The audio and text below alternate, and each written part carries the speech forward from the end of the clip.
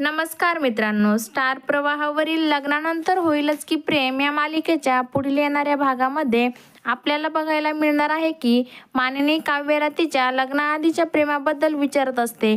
तेव्हा काव्या मानिनीला म्हणते की माझ्या भूतकाळाच्या आठवणी मी मागे सोडून आले आणि आता कोणीच नाही माझ्या आयुष्यात आणि हेच सत्य आहे.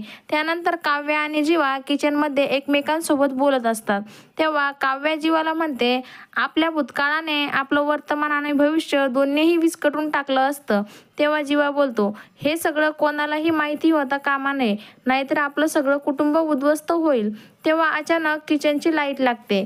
तेव्हा जीवा आणि काव्या दोघेही दरवाजाकडे पाहतात तर दरवाजात मानिनी ही उभी असते आणि मानिनीने दोघांचं बोलणं ऐकलेलं असतं. मानिनीला जीवा काव्याला एकत्र बघून धक्काच बसलेला असतो. तर मित्रांनो, मानिनीला जीवा काव्याच्या प्रेमाचे सत्य समजणार का, हे पाहणं अतिशय रंजक ठरणार आहे. लग्नानंतर होईलच की प्रेम या मालिकेच्या नवनवीन अपडेट्स बघण्यासाठी आमच्या चॅनलला लाईक करा, शेअर करा आणि व्हिडिओ आवडल्यास सबस्क्राईब करायला विसरू नका. धन्यवाद.